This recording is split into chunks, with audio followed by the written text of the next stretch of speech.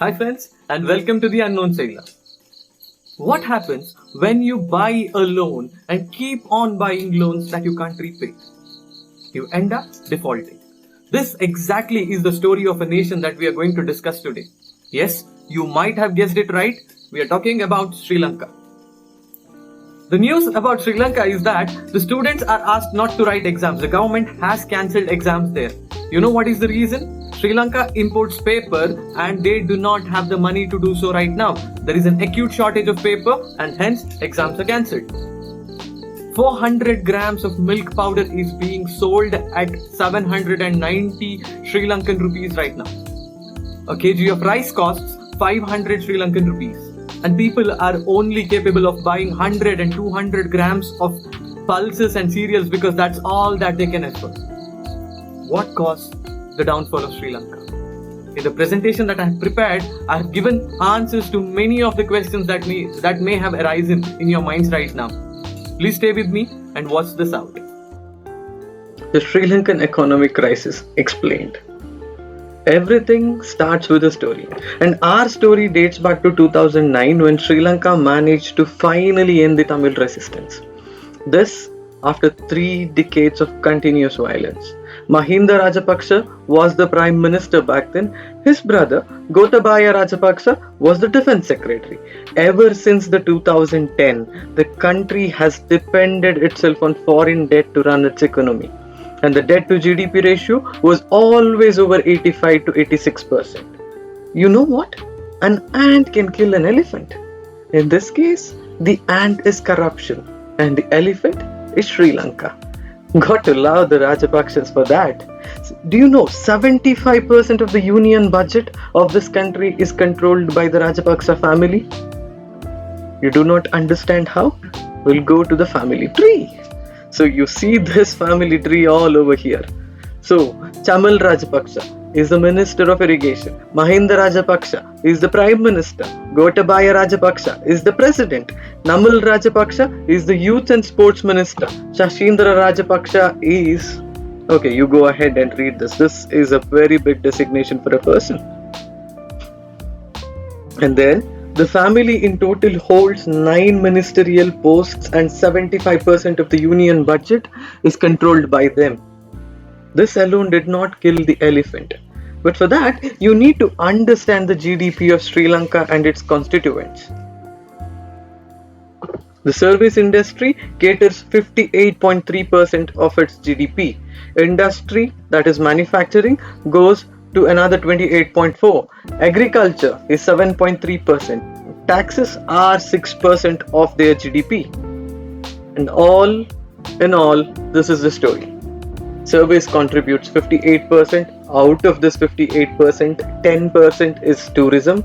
Agriculture contributes 7%. Taxes give you 6%. Industries contribute 28%. Sum it up, you get 99%. The country already had a high debt to GDP. And then the COVID happened. This killed tourism fully. Supported transportation, real estate, recreation also died. Another disaster was in May 2021 when Gotabaya Rajapaksa ordered a complete ban on chemical fertilizers. He proclaimed that he wanted Sri Lanka to be 100% organic agricultural nation. This sudden move reduced paddy and coconut yields. The decision was lifted off later because of protests from the farmers, but the damage was done. China and its debt trap. This is the story of most Southeast Asian countries which are smaller in size compared to China. Long story short, China funded Sri Lanka to build the Hambantota port. China knew Sri Lanka would not pay back. Sri Lanka realized it a little later. It leased out the port for the next 99 years to China in exchange to not paying back the debt.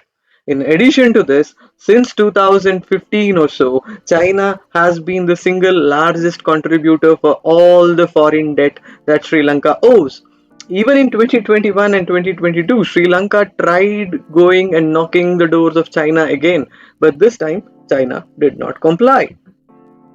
depleting forex reserves. Okay, this is a big story for Sri Lanka again. The idea is simple: reduced exports, over dependency on imports, and because of this, Sri Lanka imports petroleum, vehicles and locomotives, fertilizers, broadcasting equipment. Here is a story of all that is imported from Sri Lanka. And this one highlighted out here. This is why the students are not writing any exams in Sri Lanka right now. They do not have paper because the paper is imported. Look at how bad the situation could get. And the top exports of Sri Lanka are tea, women's undergarments, knitted women's undergarments, and suits and clothes of that kind. But we're discussing about tea, right? Tea got screwed thanks to all organics and the ban on chemical fertilizers. So the exports reduced. So Sri Lanka now had to pay for imports because it had not enough to export. As simple as that. You don't have tea, you don't have tourism, so you have to pay it in terms of US dollars. The final nail to the coffin? This one. Sri Lankan rupee weakened against the USD.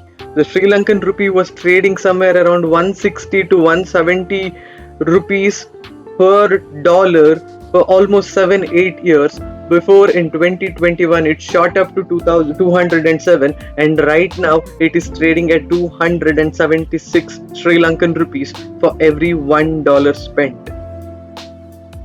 Inflation is at its all-time high. Though the official figures are around 10% to 8% of inflation, people are capable of only buying 100 to 200 grams of pulses because they can afford only so much.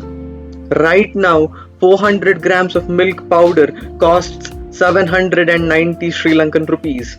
Rice costs 500 Sri Lankan rupees per kg. However, India has provided a 1 billion loan, but this is pennies worth because the debt of Sri Lanka is already 80 billion US dollars.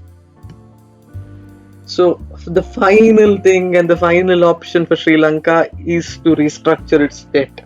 If it wants to save its face from an imminent default, it has to request IMF for financing. So debt restructuring is something like you pay off all your high interest debts. To pay off, you buy a low interest debt, but no one will pay you when they know that you cannot pay back, right?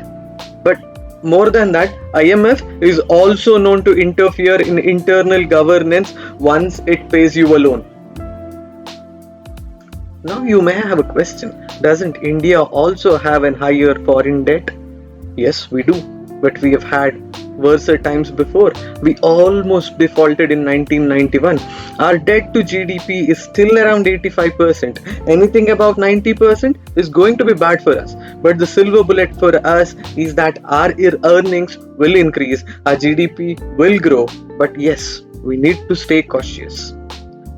But here is the thing. We are the fastest growing economy in the world right now. Our GDP is growing at a rate of 9% in 2021 and 2022, and IMF forecasts that this will be the growth rate in 2022 and 2023 as well.